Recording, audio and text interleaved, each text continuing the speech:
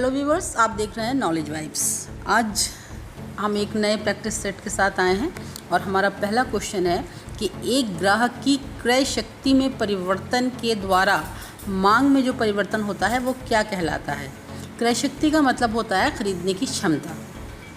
तो जब क्रय शक्ति में परिवर्तन का सीधा संबंध व्यक्ति की आय से होता है, तो जब व्यक्ति की क्रय शक्ति में परिवर्तन होगा तो जो मांग में परिवर्तन होगा वो कहलाएगा आय प्रभाव।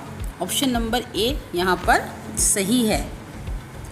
दो मुद्राओं की आंतरिक क्रय शक्ति का अनुपात क्रय शक्ति क्षमता कहलाता है और ये व्यक्ति के आय पर प्रत्यक्ष रूप से प्रभाव डालते हैं, और जो ग्राहक की क्रय शक्ति है उसके परिवर्तन के द्वारा जो मांग में परिवर्तन आता है उसको हम आय प्रभाव कहते हैं। नेक्स्ट है, एक उपभोक्ता संतुलन तब कहा जाता है जब वे अधिकतम प्राप्त कर लेता है। अधिकतम क्या प्राप्त कर लेता है? लाभ, संतुष्टि, अधिकतम या इनमें से कोई नहीं। तो देखिए यहाँ बात चल रही है उपभोक्ता की, और उपभोक्ता के संबंध में जब हम संतुलन की बात करेंगे तो वो संतुष्टि से रिलेटेड होगी। उपभोक्ता संतुलन में जब होगा जब वो अधिकतम संतुष्टि प्राप्त कर रहा हो। ऑप्शन नंबर सी सही है। जो उपभोक्ता का संतुलन होता है उसका मतलब है कि उपभोक्ता अपनी आय को, जो बाज़ार में प्रचलित कीमतें हैं विभिन्न वस्तुओं की, उन पर इस प्रकार खर्च करे कि उसको जो सेल्फ सेटिस्फैक्शन है वो मैक्सिमम हो जाए, यानी अधिकतम संतुष्टि प्राप्त हो जाए। ये दो प्रकार से हो सकता है, एक तो वस्तुओं के संदर्भ में या फिर दो से अधिक वस्तुओं के संबंध में अगर वो कंपैरिजन करके देखे तो यहाँ पर ऑप्शन नंबर जो बी है यानी कि संतुष्टि सही आंसर है। नेक्स्ट है, क्वेश्चन नंबर 3 है कि यदि दो वस्तुएं प्रतिस्थापी हैं, एग्जाम्पल के तौर पर चाय और कॉफ़ी को ले सकते हैं, तो उनके बीच की अनुप्रस्थ लोचशीलता या आप कह सकते हैं कि आड़ी लोच कैसी होती है? नकारात्मक, धनात्मक, अनंत या फिर शून्य। देखिए, प्रतिस्थापी या स्थानापन्न वस्तुएं वो होती हैं जो एक के स्थान पर दूसरी प्रयोग की जा सके। तो जो प्रतिस्थापी स्थानापन्न वस्तुएं होती हैं इनके संबंध में मांग की आड़ी या अनुप्रस्थ लोचशीलता हमेशा धनात्मक होगी। देखिए, यदि कॉफ़ी की कीमत में वृद्धि होती है तो उपभोक्ता चाय की ओर चला जाएगा, तो संभवतः चाय की डिमांड बढ़ जाएगी, और इसके विपरीत भी यही नियम काम करेगा। तो साधारणतः किसी वस्तु की मांग उसकी स्थानापन्न वस्तु की कीमत की दिशा में गति करती है। ये बात याद रखनी है और यहाँ पर ऑप्शन नंबर बी ठीक है। नेक्स्ट है, गिफिन वस्तुएं जो हैं वो संदर्भित हैं, मतलब किस तरह की वस्तुओं को आप गिफिन वस्तुएं कह सकते हैं। पहली हैं प्रतिष्ठा मूलक वस्तुएं, या ये अव्यवहारिक वस्तुएं हैं, या आवश्यक वस्तुएं हैं, या अपकृष्ट वस्तुएं हैं। देखिए, जो गिफिन गुड्स हैं वो एक ऐसा उत्पादन है जिसका लोग मूल्य वृद्धि होने पर अधिक उपभोग करते हैं और जिसे मांग का नियम प्रभावित होता है। मांग के सामान्य नियम के अनुसार यदि किसी वस्तु की मूल्य में वृद्धि हो जाती है तो उस वस्तु की मांग घट जाती है। इसी प्रकार, और जब किसी वस्तु के मूल्य में कमी आएगी तो उसकी मांग बढ़ जाएगी। लेकिन जो गिफिन वस्तुएं हैं उनके संदर्भ में ऐसा नहीं होता। रॉबर्ट गिफिन नामक एक प्रसिद्ध अर्थशास्त्री हुए हैं जिन्होंने जो अत्यंत निकृष्ट वस्तुएं हैं उनके संबंध में कहा है कि ये जो मांग का नियम है ये लागू नहीं होता। निकृष्ट वस्तुओं के संबंध में यदि मूल्य घटता है तो उसकी मांग भी घट जाती है, और यदि मूल्य बढ़ता है तो उसकी मांग भी बढ़ जाती है। आप उदाहरण के तौर पर देख सकते हैं कि अगर कोई व्यक्ति बाजरे का उपभोग कर रहा है या बाजरे की रोटी बनाता है, क्योंकि गेहूं का मूल्य बहुत ऊंचा है। अब यदि बाजरे का मूल्य गिर जाए तो बाजरे की मांग में वृद्धि नहीं होगी, उसके उपभोग में अधिक कमी लाकर वे गेहूं के उपभोग में वृद्धि लाएगा। तो गिफिन वस्तुओं के संदर्भ में जो कीमत का संबंध है वो सीधा होता है, यानी कीमत बढ़ने पर इनके जो डिमांड है वो बढ़ेगी और कीमत घटने पर गिफिन वस्तुओं की जो डिमांड है वो घटती है। ये एक अपकृष्ट या निकृष्ट टाइप की वस्तुएं होती हैं। तो ऑप्शन डी जो है यहाँ पर सही है। हमारा अगला सवाल है कि उद्घटित अधिमान सिद्धांत आधारित है गणनावाचक उपयोगिता पर, क्रमवाचक उपयोगिता पर, बाजार के व्यवहार पर या आचरणवादी क्रमवाचक उपयोगिता पर। तो देखिए, जो उद्घटित अधिमान सिद्धांत है वो आचरणवादी क्रमवाचक उपयोगिता पर आधारित है। यदि ऑप्शंस में आचरणवादी क्रमवाचक उपयोगिता ना हो और सिर्फ क्रमवाचक उपयोगिता हो तो आप क्रमवाचक उपयोगिता को टिक करेंगे, लेकिन क्रमवाचक और आचरणवादी क्रमवाचक दोनों दे रखे हों तो आप जो है आचरणवादी क्रमवाचक उपयोगिता पर टिक करेंगे। ये ज़्यादा सटीक आंसर है। और ये सिद्धांत जो है इसको रिवील्ड प्रेफरेंस थ्योरी इंग्लिश में कहते हैं, जिसका प्रतिपादन सैमुअल्सन ने किया है। और मान्यताएं जो इस सिद्धांत की ये हैं वो हैं कि उपभोक्ता विवेकपूर्ण है और सबल क्रमबद्धता की मान्यता है, व्यक्त प्राथमिकता की अवधारणा है, उपभोक्ता की जो रुचि है वो दी हुई है, स्थिर व्यवहार की अवधारणा है और उपभोग मांग की जो घनात्मक आयलोज होती है वो घनात्मक होगी। जब हम उद्घटित सीमांत सिद्धांत की बात करते हैं तो यहाँ पर मांग की आयलोज सदैव घनात्मक होगी। इस क्वेश्चन का सही आंसर ऑप्शन नंबर डी है। हमारा अगला क्वेश्चन है कि उपभोक्ता किसी वस्तु की कीमत घटने पर उपभोग घटा दे तो वो किस तरह की वस्तु होगी। तो ये होगी गिफिन वस्तु। गिफिन वस्तुओं के संदर्भ में याद रखना है कि कीमत के साथ मांग का सीधा संबंध होता है। कीमतें बढ़ेंगी तो मांग बढ़ेगी, कीमतें घटेंगी तो मांग घटेगी। और रॉबर्ट गिफिन नामक एक प्रसिद्ध अर्थशास्त्री हुए हैं जिन्होंने ये गिफिन वस्तुओं की अवधारणा या फिर गिफिन वस्तुओं से संबंधित नियम जो है वो दिया है। इसके बाद हमारा जो अगला क्वेश्चन है वो है उपभोक्ता के व्यवहार के उपयोगिता विश्लेषण तरीके में निम्नलिखित में से कौन सी एक मान्यता नहीं है। यानी जो उपभोक्ता व्यवहार का उपयोगिता विश्लेषण है जो मार्शल ने दिया है उसकी जो मान्यताएं हैं उनमें से इनमें से कौन सी एक मान्यता है जो उससे मेल नहीं खाती। देखिए, इस विश्लेषण की जो मान्यताएं हैं वो इस प्रकार हैं कि उपभोग की क्रिया निरंतर चलनी चाहिए और उपभोग में आने वाली वस्तुओं की प्रत्येक इकाई गुण, स्वाद, मात्रा में समान होनी चाहिए। रुचियों और समय में परिवर्तन भी नहीं होना चाहिए। मानसिक स्थिति संतुलित हो, यानी उपभोक्ता की मानसिक स्थिति संतुलित हो और उपभोग क्रिया के दौरान वस्तुओं के मूल्य स्थिर नहीं होते हैं और उपयोगिता मापनीय है और मुद्रा के रूप में मापी जा सकती है। यहाँ पर जो सही ऑप्शन होगा वो होगा ऑप्शन नंबर सी। इन्होंने कहा है कि मुद्रा की सीमांत उपयोगिता गिरती है, जबकि इस नियम के अनुसार मुद्रा की जो सीमांत उपयोगिता है वो स्थिर रहती है, उसमें किसी प्रकार का कोई परिवर्तन नहीं होता।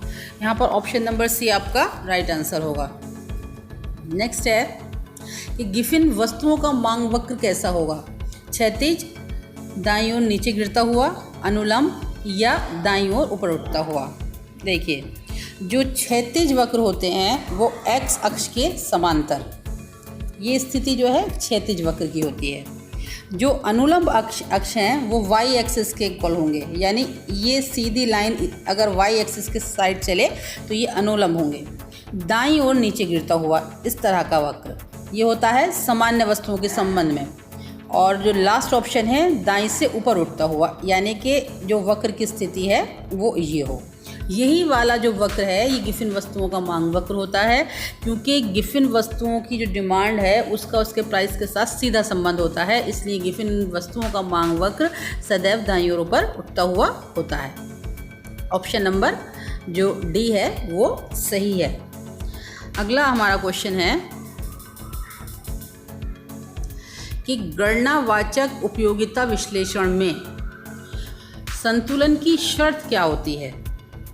जो गणनावाचक उपयोगिता विश्लेषण है वो मार्शल ने दिया है और इसके अनुसार जो वस्तु X से मिलने वाली संतुष्टि है वो वस्तु Y से मिलने वाली संतुष्टि के बराबर होती है और ये दोनों संतुष्टियाँ दो हैं वो फिर उपभोक्ता की संतुष्टि के इक्वल होती हैं। तो यहाँ पर जो आपका सही इसमें ऑप्शन होगा वो होगा ऑप्शन नंबर सी, यानी MUX upon PX is equal to MUY upon PY और ये दोनों बराबर होंगे MUM। यहाँ MUX का मतलब है marginal utility of X, PX का मतलब है प्राइस ऑफ X, MUY का मतलब है मार्जिनल यूटिलिटी ऑफ Y यानी दूसरी वस्तु, और PY का मतलब है price of Y। Option number C सही है। गणनावाचक उपयोगिता विश्लेषण सिद्धांत जो है वो मार्शल ने दिया है और इसके हिसाब से ऑप्शन नंबर सी इसका सही आंसर है। नेक्स्ट है कि यदि उपभोक्ता का जो उपयोगिता फलन है वो U = Q1 QT है और P1 जो है वो एक है और P2 जो है वो 2 के बराबर है और Y = 100 है, तो Q1 और Q2 के लिए मांग फलन क्या होगा? तो देखिए P1 बराबर है पहली वस्तु की कीमत 1 रुपये है, दूसरी वस्तु की कीमत 2 रुपये है और Y बराबर होती है इनकम यानी उपभोक्ता की जो आय है वो 100 रुपये है, तो वो और U = Q1 × Q2 है, तो वो इन 100 रुपये को जब खर्च करेगा जो उसे संतुष्टि उसकी अधिकतम हो तो किस आधार पर करेगा, कौन सी वस्तु कितनी खरीदेगा। तो यहाँ पर आप देख सकते हैं कि Y बराबर क्या होगा, Y बराबर होगा P1 Q1 प्लस P2 और Q2, ठीक है, यानी P1 × Q1 plus P2 × Q2। तो जो P1 है वो है 1, P1 जो है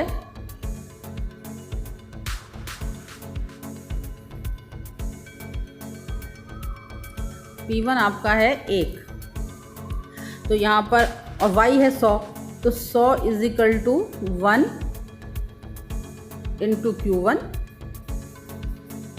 प्लस 2 × Q2, ये हो जाएगा। इसके बाद क्या हो जाएगा, इन दोनों को बीच में जोड़ देना है, तो ये हो जाएगा आपका 50 प्लस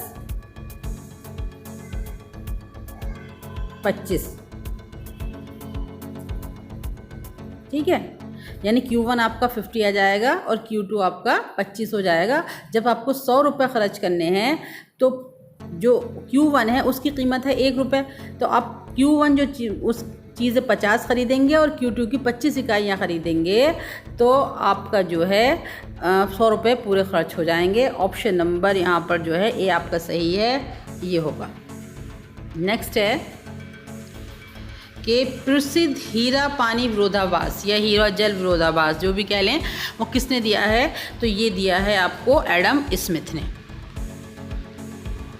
हीरा और पानी ये इसलिए का विरोधाभास इसलिए कहा जाता है कि नॉर्मली देखा जाता है कि जिन वस्तुओं की उपयोगिता उपभोक्ता के लिए ज़्यादा होती है वो महंगी और जिनकी उपयोगिता नहीं होती वो सस्ती होती हैं, लेकिन हीरे और जल के संबंध में ये सिद्धांत उल्टा साबित होता है, क्योंकि पानी हर व्यक्ति के जीवन के लिए अत्यंत उपयोगी है, लेकिन फिर भी पानी सस्ता है और जो हीरा है उसकी कोई भी वैल्यू किसी व्यक्ति को जीवित रखने में नहीं है, वो सिर्फ एक प्रतिष्ठा मूलक वस्तु है, लेकिन फिर भी हीरा पानी से बहुत महंगा होता है। महंगा क्या, कोई कंपेरिजन ही नहीं है बीच में।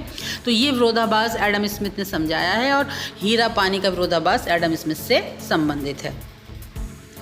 नेक्स्ट है, अगला क्वेश्चन है कि एंजिल वक्र निम्न में से किसके बीच संबंध को स्पष्ट करते हैं। ऑप्शन है उपभोग एवं उपयोगिता, आय एवं उपभोग, उत्पादन एवं उत्पादकता और आय एवं उत्पादनता। तो देखिए जो एंजिल कर्व है वो उपभोक्ता की आय तथा उपभोग के मध्य संबंध को स्पष्ट करता है। ये आय तथा उपभोग के मध्य घनात्मक संबंध को दर्शाता है, घटिया वस्तुओं की इसमें बात नहीं की जा रही है, यानी कि जैसे जैसे व्यक्ति की आय बढ़ेगी वो अपना उपभोग बढ़ा देगा। जो इसका आंसर है वो ऑप्शन नंबर सी है, एंजिल वर्ग आय और उपभोग का संबंध को दर्शाता है और घनात्मक संबंध को दर्शाता है। इसके बाद अगला क्वेश्चन है कि एक वक्र जो एजवर्थ बॉक्स में x और y सममात्रा वक्रों के सभी बिंदुओं को स्पर्श करता है होकर गुजरता है वो क्या कहलाता है। देखिए ऐसा जो वक्र है वो संविदा वक्र कहलाता है। एजवर्थ बॉक्स इस तरह से होता है, ये दो जो उपभोक्ता हैं उनके तटस्थता वक्रों को दिखाता है। इस तरह से ये बनते चले जाते हैं, ये एक उल्टा एक सीधा एक्स और वाई के लिए, और फिर इन सबको मिलाती हुई ये लाइन होती है। तो ये बीच वाली लाइन के बारे में पूछा गया है, तो ये लाइन जो इस पॉइंट से इस पॉइंट तक पहुंचती है एजवर्थ बॉक्स में वो संविदा वक्र कहलाती है। ऑप्शन नंबर डी सही है। अगला है यदि एक उत्पाद वेबलन वस्तु है तब मांग और आय में विपरीत संबंध होगा, मांग कीमत रूप से सीधे संबंधित होगी, मांग स्थानापन्न की कीमतों से विपरीत रूप से संबंधित होगी, या उपयुक्त में से कोई नहीं। देखिए, यदि एक वेबलन वस्तु है तब मांग कीमत में सीधा संबंध होता है, क्योंकि जो वेबलन वस्तुएं होती हैं वो जितनी अधिक कीमत होती है उतनी ही उन वस्तुओं की डिमांड की जाती है, क्योंकि ये संपत्ति का प्रदर्शन करने के लिए या प्रतिष्ठा मूलक आप वस्तु कह सकते हैं, वो सारी वस्तुएं आपकी वेबलन वस्तुएं कहलाती हैं। तो यहाँ पर जो है मांग कीमत से सीधे रूप से संबंधित होगी। ऑप्शन नंबर बी राइट है। इसके बाद आता है क्वेश्चन नंबर 15 कि निकृष्ट वस्तुएं यानी ऐसी वस्तुएं जो घटिया किस्म की हैं और जो बहुत ज़्यादा सस्ती हैं, उनका आय प्रभाव क्या होता है। तो देखिए, निकृष्ट वस्तुएं वे वस्तुएं होती हैं जिनका उपयोग उपभोक्ता की आय कम होने पर बढ़ जाता है, अर्थात जिन वस्तुओं के लिए आय प्रभाव ऋणात्मक होगा वो निकृष्ट वस्तुएं होंगी। जिन वस्तुओं का जो उपभोग है वो आय बढ़ने पर बढ़ेगा वो धनात्मक प्रभाव होगा, और जिन वस्तुओं का उपभोग आय बढ़ने पर घटेगा वो ऋणात्मक आय प्रभाव होता है। तो निकृष्ट वस्तुओं के संबंध में आय प्रभाव सदैव ऋणात्मक जाता है। ऑप्शन नंबर ए सही है। इसके बाद है संतुष्टि के स्तर पर सीमांत उपयोगिता की प्रवृत्ति क्या होती है। देखिए, जो संतुष्टि का स्तर है उपभोक्ता का, वहाँ पर सीमांत उपयोगिता है वो सदैव शून्य होगी, और इस समय जो कुल उपयोगिता है वो अधिकतम होती है। अगला है, निम्न में से किस नियम के कारण मांग वक्र नीचे की ओर ढलवा होता है। मांग का नियम है कि जैसे जैसे किसी वस्तुओं की कीमतें बढ़ेंगी मांग घट जाएगी, जैसे जैसे कीमतें घटेंगी मांग बढ़ जाएगी। क्वेश्चन है कि इनमें से किस वक्र नीचे की ओर ढलवा होता है। तो देखिए, मांग वक्र जो है वो हमेशा सीमांत उपयोगिता ह्रास नियम के कारण नीचे की ओर ढलवा होता है, क्योंकि जैसे जैसे उपभोक्ता किसी वस्तु की अतिरिक्त इकाइयों का उपभोग करता है तो उससे मिलने वाली सीमांत संतुष्टि कम होती जाती है, और परिणामस्वरूप उपभोक्ता की मांग, उस वस्तु के लिए उपभोक्ता की मांग घट जाएगी। सीमांत उपयोगिता ह्रास नियम आय प्रभाव तथा प्रतिस्थापन प्रभाव से मांग वक्र के नीचे की ओर ढाल की व्याख्या करता है। मांग वक्र का नीचे की ओर ढलवा होना केवल सीमांत उपयोगिता ह्रास नियम के आधार पर ही होता है। जैसे कि मान लीजिए आपको प्यास लगी है, बहुत तेज़ प्यास लगी है और कहीं पानी बिक रहा हो, ख़रीदना हो, तो जितना पैसा आप पहले ग्लास के लिए देंगे सेकंड ग्लास के लिए उससे कम ही पैसा देना चाहेंगे, और जब एक सीमा के बाद आप पानी पी चुकेंगे, मतलब 3 ग्लास के बाद सब कुछ, मतलब जो आप संतुष्ट हो चुके हैं, उसके बाद चौथे ग्लास के लिए आप कुछ नहीं देंगे। यही सीमांत उपयोगिता ह्रास नियम है कि व्यक्ति जैसे जैसे किसी भी वस्तु का उपभोग बढ़ाता है उसी वस्तु की प्रत्येक अतिरिक्त इकाई से मिलने वाली उपयोगिता उसके लिए घटती जाती है। ऑप्शन नंबर बी सही है। इसके बाद आता है कि किसी उदासीनता वक्र के प्रत्येक बिंदु पर व्यक्त किया जाता है कम संतुष्टि, अधिक संतुष्टि, समान संतुष्टि या समान संतुष्टि। तो देखिए, ऑप्शन नंबर सी सही है। उदासीन वक्र या तटस्थ वक्र के प्रत्येक बिंदु पर समान संतुष्टि का स्तर होता है, यानी कि जितने भी कॉम्बिनेशंस उसमें दिखाई जाती हैं, जितनी भी बास्केट्स आपको उस कर्व पर दिखाई जाती हैं, उसके मध्य चुनाव की समस्या का अभाव होता है किसी भी उपभोक्ता के लिए। तटस्थ वक्र ये होता है 0 O, ये मतलब ये ओरिजिन है, एक्स एक्सिस और वाई एक्सिस, और ये होता है तटस्थ वक्र। इस पर जितना भी कोई भी पॉइंट लगा लें, एक तटस्थ वक्र या एक उदासीनता वक्र पर प्रत्येक बिंदु पर उपभोक्ता को समान संतुष्टि मिलेगी। मान लीजिए ये ए बिंदु है और इसका इस बिंदु पर y की उपभोग जो है OY1 मात्रा का उपभोग कर रहा है और x की OX1 मात्रा का उपभोग कर रहा है। B बिंदु मान लीजिए आप इसे, और B बिंदु पर वो x की अधिक मात्रा यानी OX2 ले रहा है और y की थोड़ी कम मात्रा OY2 ले रहा है। तो यहाँ पर इन दोनों ही बिंदुओं पर उसको मिलने वाले जो उपयोगिता वो समान होगी, चाहे x वस्तु की मात्रा घट रही है या y वस्तु की मात्रा घट रही है। इसका कोई भी उसके चुनाव पर या उससे मिलने वाली संतुष्टि पर असर नहीं होता है। उदासीनता वक्रों को इंग्लिश में इंडिफरेंस कर्व्स और हिंदी में उदासीनता वक्र या तटस्थता वक्र कहते हैं, जो दो वस्तुओं के ऐसे विभिन्न संयोगों को दर्शाता है जिनके बीच में चुनाव करने के लिए उपभोक्ता तटस्थ होता है, यानी चुनाव की समस्या ही नहीं होती, कोई भी चुन सकता है और सभी बिंदु समान संतुष्टि देते हैं। अगला क्वेश्चन है, आदर्श उपभोक्ता के व्यवहार की व्याख्या करने के लिए किसने क्षीण क्रमीकरण के सिद्धांत को माना है? देखिए, जो क्षीण क्रमीकरण का सिद्धांत है वो जे.आर. हिक्स का है। इनकी वीक ऑर्डरिंग का सिद्धांत है।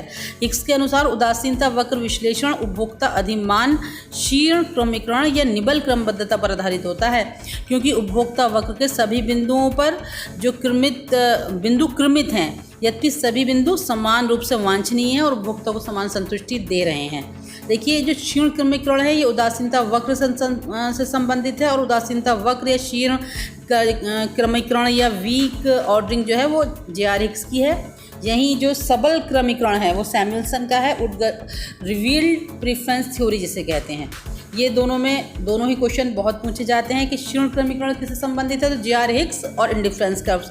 और जो रिवील्ड प्रेफरेंस थ्योरी है वो सबल क्रमबद्धता पर आधारित है और सैमुअल्सन का है, और उद्घटित अधिमान सिद्धांत उसको हिंदी में कहते हैं। यहाँ पर ऑप्शन नंबर डी सही है।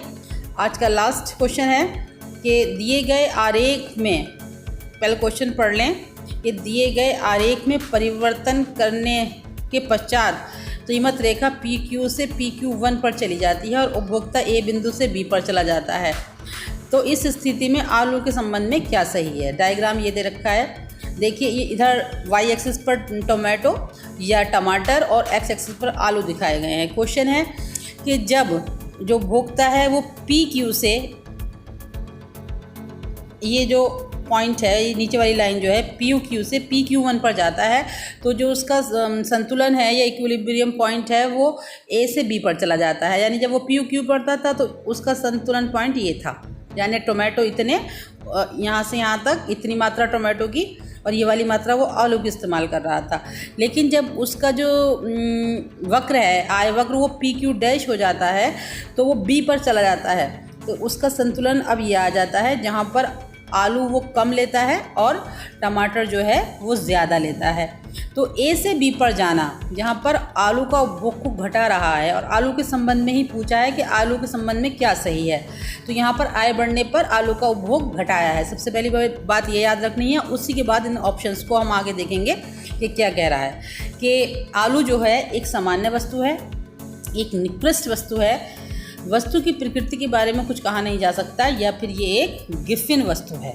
देखिए, आलू जो है एक गिफिन वस्तु है यहाँ पर, क्योंकि जैसे ही इनकम बढ़ती है तो आलू का उपभोग घट जाता है, पोटैटो से उसको वो प्रतिस्थापित कर लिया जाता है।